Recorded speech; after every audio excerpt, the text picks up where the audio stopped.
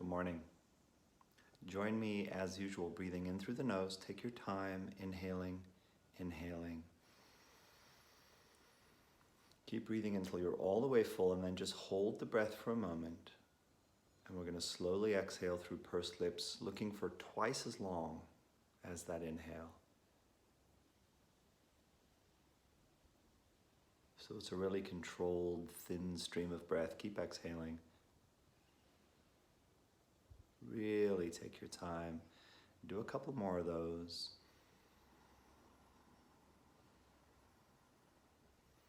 As long as you can, breathing in, and then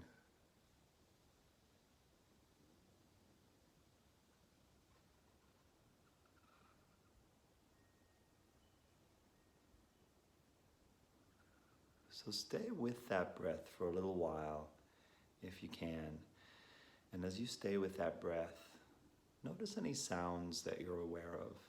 Right now, as you sit in your center, as your breath rises and falls, notice sounds. Maybe there are no sounds, maybe there are very subtle sounds. They might come from the left, the right, above, below. They might be recognizable or don't really know what they are, and that's fine. Just notice sound as you stay with that slow, deep inhale and the twice as long exhale if you can.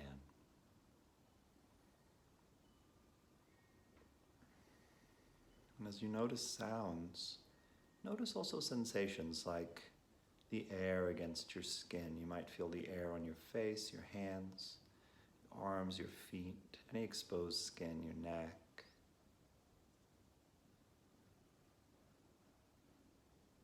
And notice whatever it is that you're sitting on, places where your body makes contact with that, any contact that you have with the floor. So right now I can feel the floor under my feet. Half of my foot is on carpet, half is on concrete, so I can feel the difference between those two textures and temperatures. I can feel what I'm sitting on, this couch, where my thighs and my butt are sitting on or pressing against the couch, being supported.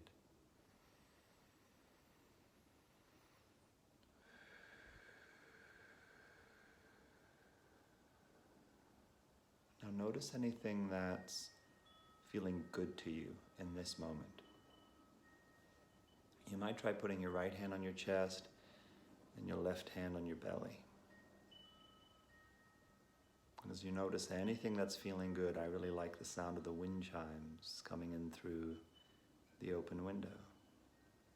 And I like the feeling of my hands on my body. It's like I'm giving myself a hug. Warm hands on belly and chest.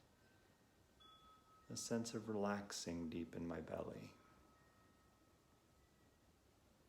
And I like the feeling of my breath moving in and out. And I like thinking about my baby daughter, who I just saw a few minutes ago, how sweet she is. And our puppy, he's 2 years old now, but we still think of him as a puppy, who's so happy to see me when I get up in the morning.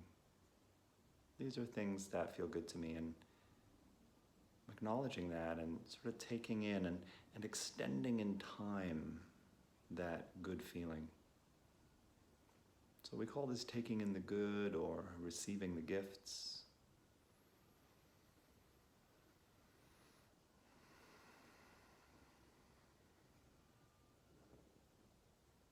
Notice anything else that comes to mind for you and that resonates in your body, that carries that sense of resource, well-being. Anything that feels like a gift in your life, take it in. You can keep your hands on your belly and chest, or you can move them and rest them anywhere. Notice your overall sense of your body right now after doing a little resourcing. I feel like an increase in energy through my forearms and my hands. temperature shift, tingling.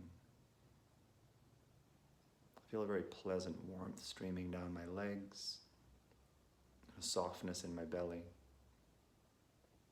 warmth in my chest.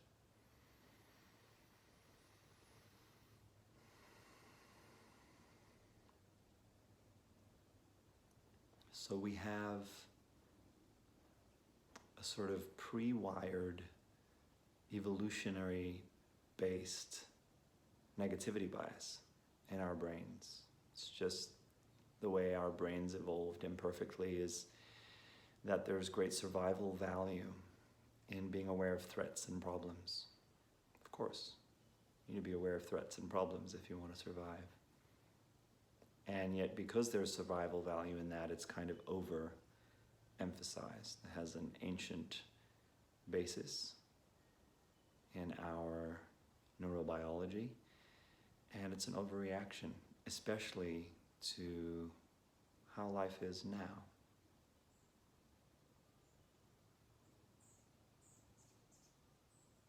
And so knowing that helps us actually to be more compassionate toward ourselves, more realistic about what goes on inside of us, less judgmental, more compassionate towards others, because everyone deals with this at one level or another, right?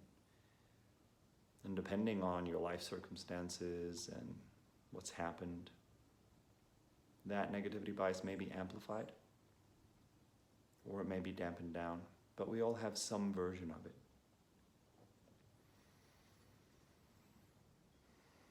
So taking in the good, receiving the gifts, taking a moment to center yourself in gratitude, compassion, aliveness, peace, safety, grounding, the ability to mindfully interact with your own nervous system state.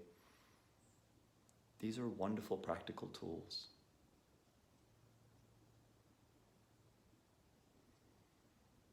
So notice how it feels. And if you let go of that breath pattern we started with, come back to it again now.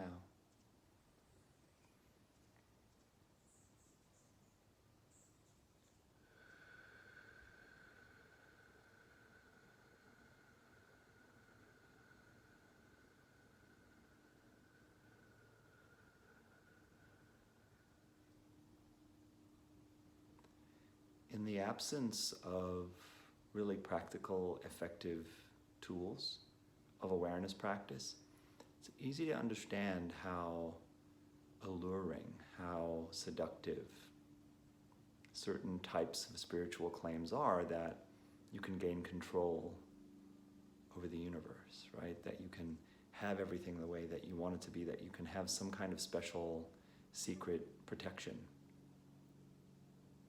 Right? That there are ways to get the edge on life. Now, don't get me wrong, setting goals and being positive and really focusing on your life in ways that are empowering and self-affirming, these are beautiful things. But when we have really effective tools for working with what's going on the inside, what happens over time is we become more resilient, we become more self-accepting, we become more grounded in relationship to the world outside of ourselves, and we feel less of a grasping. Even that grasping that's dressed up in spiritual beliefs, there's less of that grasping to try to control what is really beyond our control. There's more of an acceptance of the vulnerability, the uncertainty of being human. Let your breath be slow and deep again. Feel where your body is touching, whatever you're sitting on and wherever you're touching the ground. Remind yourself of the resources, the gifts, the sense of taking in the good that has resonated for you today.